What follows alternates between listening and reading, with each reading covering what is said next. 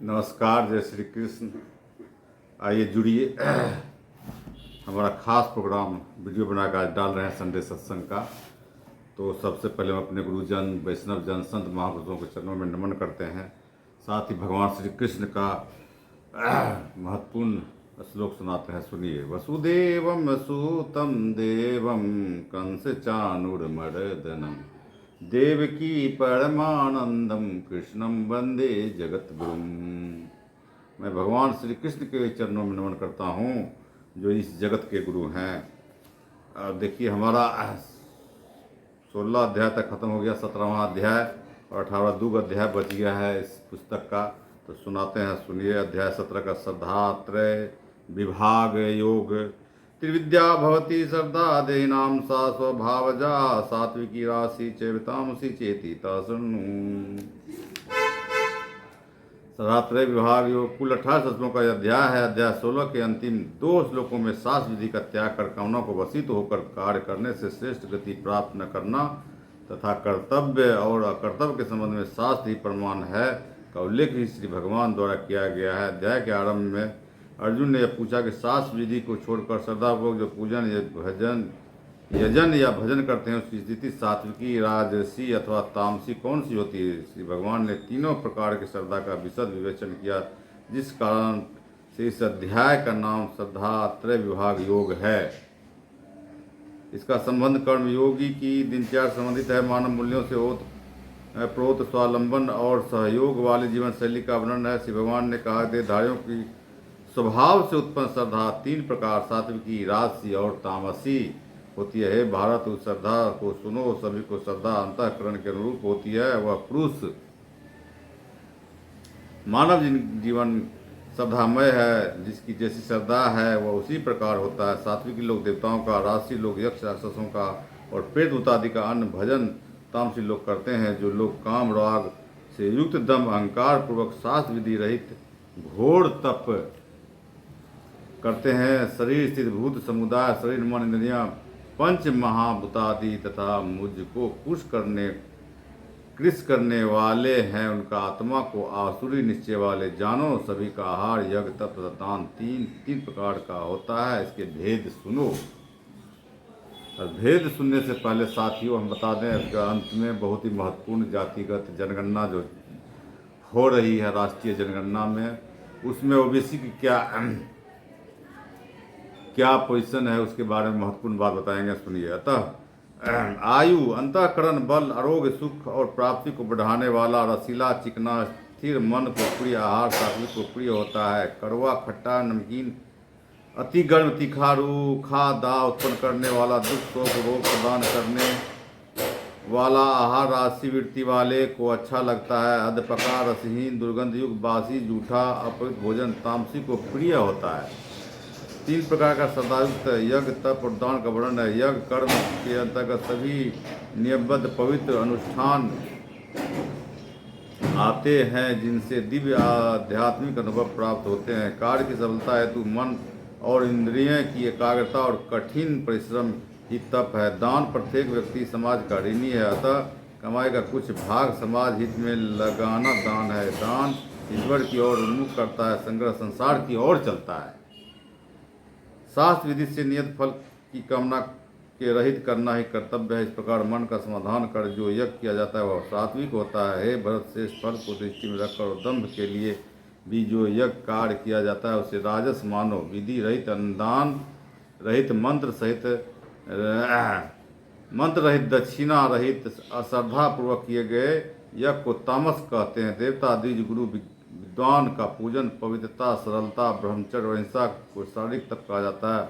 उद्वेग उत्पन्न न करने वाला सत्य जो प्रिय और हितकर वाक स्वाध्याय का अभ्यास, यह सभी वाणी का तप कहा जाता है। मन की प्रसन्नता, सौम्यता, मौन, मन का निग्रह, भाव एवं संशुद्धि, इस प्रकार का यह मानस तप कहा जाता है। परम श्रद्धा से 3 प्रकार का तप मनुष्यों द्वारा तपा जाता है। फल को न चाहने वाला कामना रहित तप को सात्विकी तप कहा जाता है। जो सत्कार, मान, पूजा के लिए दम पूर्वक किया जाता है वह क्षणिक एवं अनिश्चित फल वाला तप राजस कहा गया है, जो मूर्तापूर्वक हठ से अपने को पीड़ा देने वाला तथा दूसरे को नष्ट करने के लिए किया जाता है। और तामस तप कहा जाता है, जो दान देने को कर्तव्य मानकर उपकार न कर सके वाले के प्रति देश काल और पात्र के अनुरूप दिया जाता है। वह दान सात्विकी माना जाता है, जो उपकार करने वाले के बदले के लिए अथवा फल के उद्देश्य से क्लेशपूर्वक दिया जाता है। वह दान राजस माना जाता है, जो पवित्र स्थान, अशुभ समय और अपवाद को तिरस्कार एवं अवज्ञा पूर्वक दिया जाता है। वह तामस कहा गया है। ओम तत्सत। ऐसा 3 प्रकार के ब्रह्म को निर्देश करके उच्चारण किया जाता है। ब्रह्म वेता, वेद और यज्ञ प्राचीन समय में इन्हीं से चिन्हित थे, इसलिए शास्त्र विधि से नियत यज्ञ दान तप की क्रियाएं निरंतर ओम का उच्चारण करके ब्रह्मवादियों द्वारा की जाती है। यज्ञ तप और दान की विभिन्न प्रकार की क्रियाओं को फल की न चाह न करके तत्व नाम से परमात्म भाव से मोक्षार्थियों द्वारा की जाती है। सद्भाव और साधुवाद में सद ऐसा प्रयोग किया जाता है तथा हे पार्थ उत्तम कर्मों में सद शब्द को लगाया जाता है। यज्ञ तप और दान स्थिति को सद ऐसा कहा जाता है और इसके लिए किए गए कर्म को सद ऐसी संज्ञा दी जाती है। अश्रद्धापूर्वक होम गया यज्ञ, दिया गया दान, तपा गया तप और जो किया गया कर्म है उसे हे पार्थ उसे असद ऐसा कहा जाता है। वह न इस लोक में काम आता है और न परलोक में लाभदायक है। ओम हरिओम तत्सत। सुना इसका हिंदी और उसका श्लोक सुनाते हैं, सुनिए। अध्याय 17 धात्रय विभाग योग, सधात्रय विभाग योग है इसमें। पहला श्लोक अर्जुन वाच। हे अर्जुन वाच, ये शास्त्र विधिम उत्सृज्य यजन्ते श्रद्धया अविन्ता तेषां निष्ठा तो कृष्ण सत्वम आहो रजः तम। अर्जुन ने कहा, हे कृष्ण, जो शास्त्र विधि को छोड़कर केवल श्रद्धा से युक्त होकर यजन करते हैं उनकी निष्ठा कैसी होती है? सात्विक यथा राशि या तामसी? टिप्पणी सुनिए, टिप्पणी क्या कहते हैं। गीता के अध्याय 15-16 के अंत में शास्त्र विधि का महत्व कहा गया। वस्तुतः सभी के लिए शास्त्र अथवा श्रेष्ठ मार्गदर्शन उपलब्ध नहीं हो पाते हैं, परंतु यदि आध्यात्मिक जीवन के प्रति श्रद्धा है तो क्या शास्त्र के बिना भी केवल श्रद्धा से लक्ष्य की प्राप्ति नहीं हो सकती? किसी भी लक्ष्य की प्राप्ति हेतु लक्ष्य के अस्तित्व तथा प्राप्ति के साधन में विश्वास का नाम श्रद्धा है। यह गंतव्य के प्रति निश्चय दिशा एवं उत्साह प्रदान करती है। अतः श्री भगवान के अध्याय 17 में श्रद्धा के विभिन्न आयामों का वर्णन किया है। महाभारत के शांति पर्व में तुलार, धार, वैश्य और जाजली ब्राह्मण के संवाद में श्रद्धा के महत्व को मन एवं वाणी से श्रेष्ठता प्रदान की गई है। वांग विदम त्रायते श्रद्धा मनोवृद्धम च भारत, श्रद्धा विदम वाड मनसी न कर्म त्रातु अहर्ति। वाणी की त्रुटि होने पर कर्म की रक्षा श्रद्धा से हो जाती है। मन की त्रुटि या चंचलता के कारण कर्म की रक्षा श्रद्धा से होती है, परंतु श्रद्धा रहित कर्म की रक्षा वाणी व मन नहीं कर सकते। यजंती, यज शब्द में वे सभी कर्म समाविष्ट हैं जिन्हें लौकिक व आध्यात्मिक उन्नति के लिए निस्वार्थ भाव से किया जाता है। निष्ठा निश्चय पूर्वक स्थित। और दूसरा श्लोक सुनिए। श्री भगवान उवाच, त्रिविद्या भवति श्रद्धा देहिनां सा स्वभावजा, सात्विकी राशि चैवतामसि चेति तां शृणु।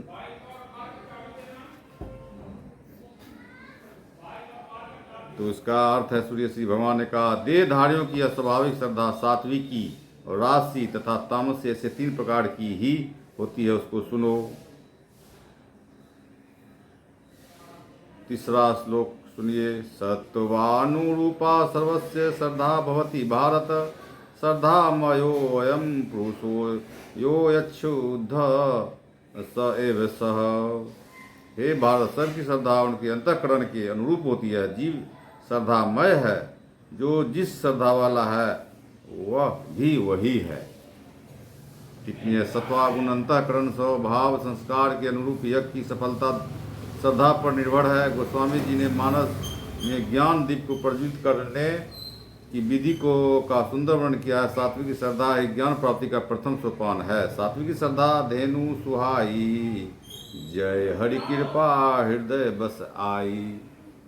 सात्विक श्रद्धा रूपी धेनु भागवत कृपा से साधक के हृदय में बस जाए तो परमार्थिक मार्ग सुगम हो जाता है। चौथा श्लोक सुनिए।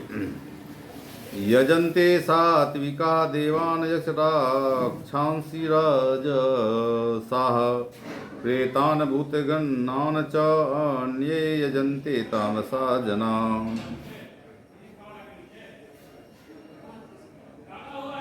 अर्थ है, सात्विक देवों को पूजते हैं, राक्षसी यज्ञ राक्षसों को, अन्य तामसी लोग प्रेतों और भूत गणों को पूजते हैं। टिप्पणी। देवान देवीय गुण वालों को, चैत्रवान अथवा सात्विकी वृत्ति वाले, यक्ष रक्षांसी लोभी अविवेकी अहंकारी धनवान एवं सत्तावान अर्थात राशि वृत्ति वाले, प्रेतान भूत ज्ञान अपराधी प्रवृत्ति के लोग, भूत ज्ञान स्वार्थी प्रवृत्ति वाले, सात्विकी सिद्धांतकरण राजस महत्वाकांक्षी तामसा प्रमादशील। धार्मिक सुझाव श्रद्धा का परिचय देते हैं। जीविका साधन स्वभाव के अनुकूल होना चाहिए, इससे सफलता की आशा रहेगी। जैसे सात्विक शिक्षा, अनुसंधान, प्रशिक्षण आदि, राशि, खेती, व्यापार, कारखाना आदि, तामसी सेवा कार्य। श्लोक 5।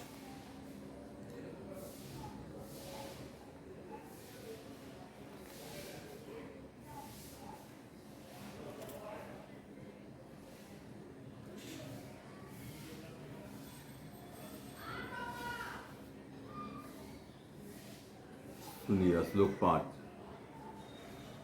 अशास्त्र विहितम घोरम तप्यते ये तप जना दम अहंकार संयुक्ता काम राग बल अविनता। जो लोग शास्त्र विधि के विपरीत घोर तपते हैं और जो दम अहंकार से युक्त, कामना आसक्ति व बल के अभिमान से युक्त हैं। 6वां श्लोक सुनिए।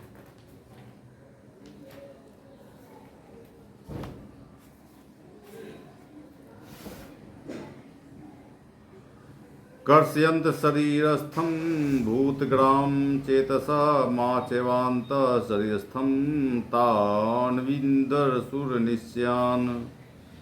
अर्थ, अज्ञानी शरीर में स्थित भूत समुदाय को और अंतःकरण में स्थित मुझको विकृष करने वाले हैं, उनको आसुरी निश्चय वाले जानो। टिप्पणी। भूत समुदाय पंच महाभूत जिन से शरीर, मन और इंद्रियां बनती है।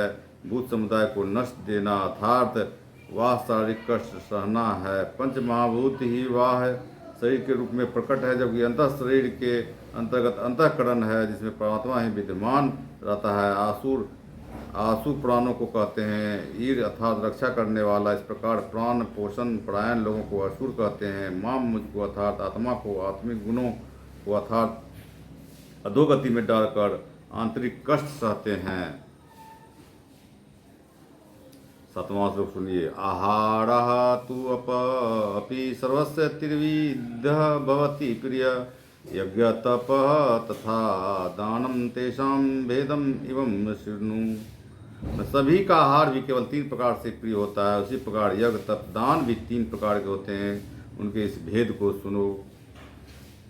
श्लोक में आहार, यज्ञ तप तथा दान के व्यवहार में 3 प्रकार के मनुष्यों का वर्णन है। प्राचीन समय में बजट का आधार अनाज होता था, इसलिए भोजन का जिक्र है। सात्विक भोजन का कम खर्च आता था, तामसी पर सबसे महंगा था।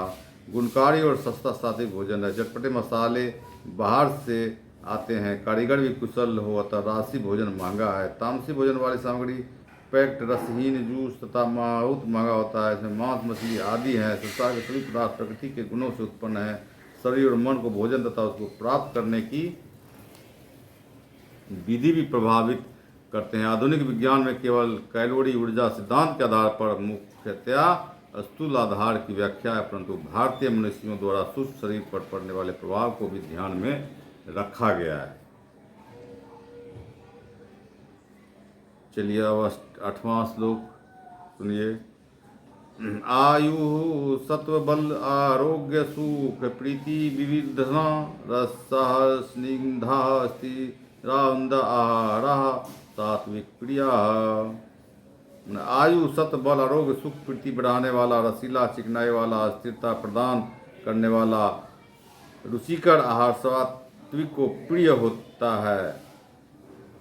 श्लोक 9वां सुनिए। कटु अम्ल लवण अति उष्ण तीक्ष्ण रुक्ष विदाहीन आहारा राजसस्य इष्टा दुख शोकामय प्रदाह। अर्ध कड़वा खट्टा लवण युक्त बहुत गर्म तीखा रूखा दहकारे दुख शोक रोग को प्रदान करने वाले भोजन राशि के इष्ट होते हैं। टिप्पणी कट या कटु कड़वा हिंदी अपभ्रंश चटपटा जैसे काली मिर्च तिक्त तीखा। श्लोक 10वां सुनिए। यातयामं गंतरसं भूपूति प्रयंसुत चयत उच्छिष्टमपि चामेद्यं भोजनं ताम सप्रियम। अर्थ जो भोजन अधपका नीरस दुर्गंध युक्त वासी और जूठा तथा विविध भी है तामसिक को प्रिय होता है। यथायामम कुछ काल का रखा हुआ अर्थात अंडा ठंडा अधपका अर्थात पोषण रहित सात्विक आहार में परिणाम पहले वर्णित प्रयोगवाद में राजस आहार में प्रयोग पहले है, परिणाम बाद में। तामस केवल प्रयोग है, परिणाम पर विचार ही नहीं है। अर्थात सात्विकी पहले परिणाम पर सोचता है तब प्रयोग करता है, राजस प्रयोग पर कर लेता है बाद में पश्चाताप करता है। तामसी पहले या बाद में परिणाम पर सोचता ही नहीं। चलिए 11वां श्लोक सुनिए।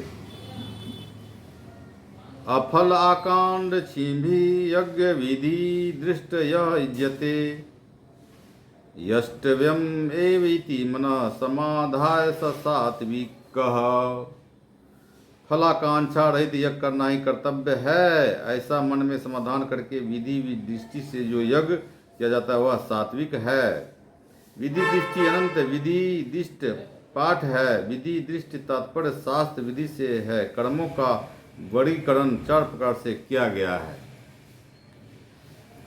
काम में जो व्यक्तिगत लाभ हेतु कामना से किया जाए। दूसरा निषिद्ध कर्म जो शास्त्र द्वारा निषिद्ध किए गए हैं। तीसरा नित्य कर्म कर्तव्य कर्म। नैमित्तिक कर्म जो किसी विशेष प्रयोजन से हो। इसमें प्रथम 2 कर्म त्याज्य है। नित्य और नैमित्तिक कर्म को सम्मिलित रूप से कर्तव्य कर्म भी कहते हैं। अन्य प्रकार से शुभ अशुभ तथा निष्काम कर्म के रूप में भी वर्गीकरण कहा गया है। 12वां श्लोक सुनिए।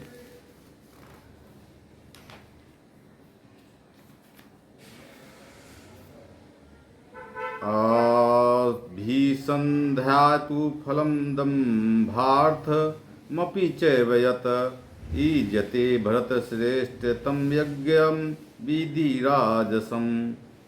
मन है परंतु हे भरत श्रेष्ठ फल को लक्ष्य करके और दंभ के लिए ही जो यज्ञ किया जाता है उस यज्ञ को राजसी मानो।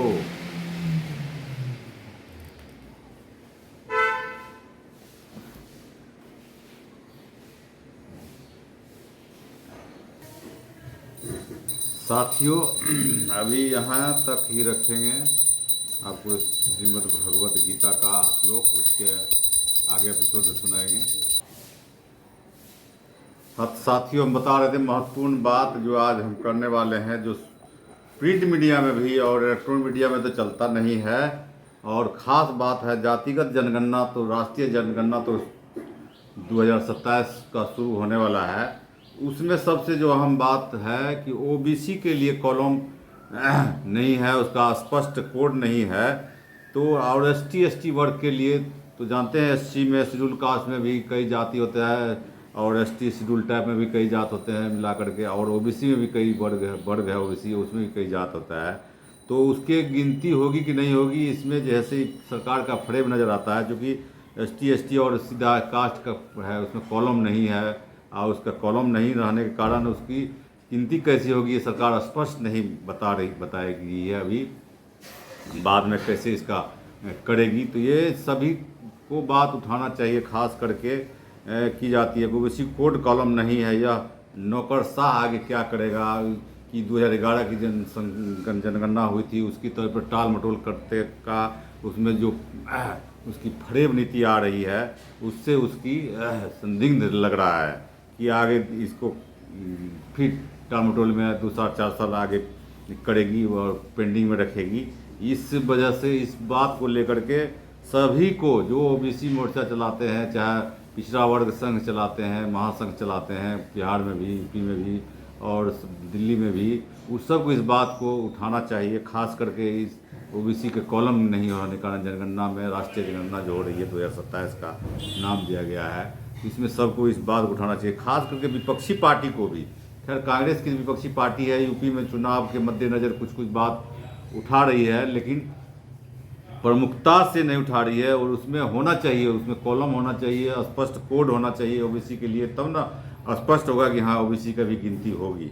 तो ये बहुत ही महत्वपूर्ण बात है। आप लोग भी अपने जहाँ है, सोशल मीडिया इन्फ्लुएंसर हो, यूट्यूबर हो, चाहे फेसबुकिया हो, उस सबको अपने ये सवाल करना चाहिए कि आखिर क्यों नहीं है जनगणना के कॉलम में, फॉर्म में ये ओबीसी का कॉलम, चाहे ओबीसी का कोड, स्पष्ट कोड होना चाहिए। तो ये बहुत महत्वपूर्ण बात है, ये सबको समझिए और सबको जितना है उठाना चाहिए।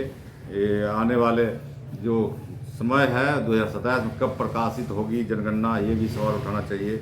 और इसमें ओबीसी का गिनती जो है कैसे करेगा। ठीक है, जातिगत जनगणना होगा, उसमें तो कई जात यहाँ ओबी में, जाति में लिख देगा, जादवे में कई तरह के जात है, तो ग्वाला है, तो अहीर है, जादव है, गडेरी है, पाल है और दहियार है। इस तरह से अलग अलग जात दिखा देगा और इसको फिर ओबीसी में वर्गीकरण करना। सर ये कि सरकार इसको आगे जो है टाल मटोल करके कहती है, तो सरकार विपक्ष के दबाव में तो कर ली है कि हम जातिगत जनगणना करेंगे, लेकिन अभी देखिए जब नौकरशाह ब्यूरोक्रेट के चक्रव्यूह में कैसे फंसा करके इसको 2 साल 4 साल तो टाला ही जा सकता है। जिस तरह से 2011 की जनसंख्या में कहा गया कि नहीं अब तो 2-4 साल हो गया, फिर तो नया जनगणना होगा, तो उसमें इसको हम लोग रखेंगे। तो इसमें 2022-23 में जो हुआ बिहार की जनसंख्या, जान रहे हैं कि ओबीसी की संख्या 63-63% है और पूरे देश में इसकी संख्या आना चाहिए, क्योंकि 1931 में अंग्रेज ने कराया था। अभी जो डाटा कुछ बनाना है, चाहे कोई योजना बनाती है, कल्याणकारी योजना गवर्नमेंट बनाती है, सरकार, केंद्र सरकार हो, स्टेट गवर्नमेंट हो, राज्य सरकार हो, तो उसको 1931 से की धारा देखती है। तो ये बहुत महत्वपूर्ण है। इसमें खास करके सभी को, विपक्षी पार्टियां हो, कांग्रेस हो, राजद हो और जितनी भी पार्टियां हैं, सबको इस बात को उठाना चाहिए। और ख़ास करके तो ये जानते हैं कि सारे पार्टियां आवाज़ उठा रही थी, लेकिन कांग्रेस के राहुल गांधी ने जोर दे करके जातिगत जनगणना कराने का राजी कराया सरकार को अपने दबाव से। तो ठीक है, ये बहुत बढ़िया बात है, लेकिन ये बात भी होना चाहिए कि ठीक है ओबीसी का कॉलम क्यों नहीं है, ओबीसी का उसमें जिक्र क्यों नहीं है। जैसे एसटी एससी का है, अदर कास्ट का है, तो ओबीसी भी रहना चाहिए, बैकवर्ड क्लास भी रहना चाहिए, बीसी भी रहना चाहिए, चाहे ओबीसी रहना चाहिए। ये समझना चाहिए सारे लोगों को। इसी का साथ है स्कूल ठीक करो का अभियान बिहार में भी चलते रहना चाहिए साथियों। खास करके जो देख रहे हैं बिहार के स्कूल की व्यवस्था, और बहुत ही खस्ता है। सारा इन्फ्लुएंसर को, यूट्यूबर को अपना स्कूल को कैसे ठीक हो, इस पर भी अपनी आवाज़ उठाना चाहिए, खास करके ग्रामीण इलाकों में। तो आप लोग भी कहाँ से देखे हैं वीडियो और कहाँ से देख रहे हैं, खास बात यह है कि आप लोग कमेंट कीजिए कहाँ देख रहे हैं और कैसा लगा हमारा खास प्रोग्राम संडे सत्संग। और ये ज्वलंत मुद्दा जो चल रहा है देश में, पहले भी हम इस पर आवाज़ उठाते रहे हैं। तो चलिए जातिगत जनगणना शुरू होने वाला है, और सरकार की तरफ से भी और विपक्ष की तरफ से भी जो है इस बात को समझना चाहिए कि आखिर इसको क्या इसमें फ्रेब है, धोखा है, और किस तरह से ढूल मूल किया नौकरशाह के दम पर ये किस तरह से आगे टहलाएगी, या इसमें किस तरह से पेंच फंसाएगी।